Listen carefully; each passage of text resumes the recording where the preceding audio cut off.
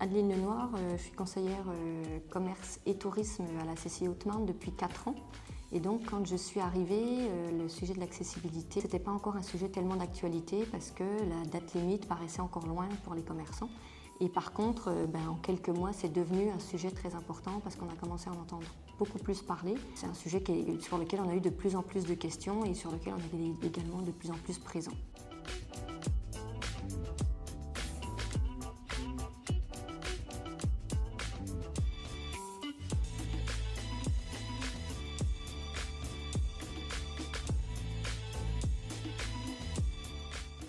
Donc on a accompagné environ 400 entreprises ces dernières années sur l'accessibilité.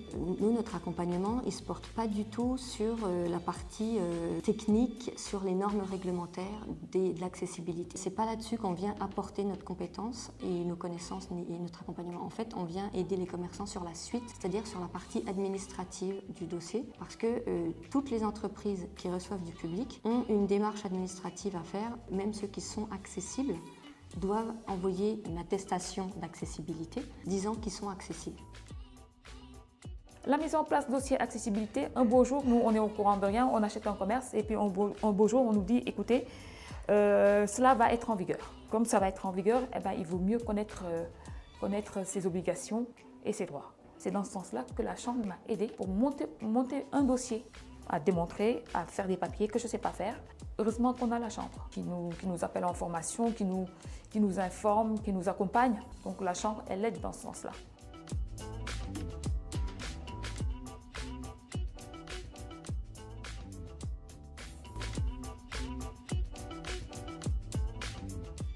Il y a 4 étapes importantes dans un dossier de mise en accessibilité. La première, c'est de savoir à quelle catégorie d'ERP l'établissement appartient, donc d'établissement recevant du public. Et c'est important parce que les démarches vont être différentes pour certains établissements selon leur catégorie. Ensuite, la deuxième étape, c'est de savoir qui a la charge des travaux, notamment parce que la personne qui va être responsable des travaux est également responsable du montage du dossier.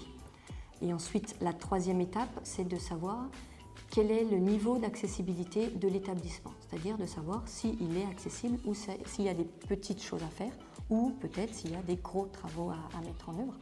Et enfin, la dernière étape, ça va être le dépôt du dossier administratif. Et donc là, il peut être de 3 sortes.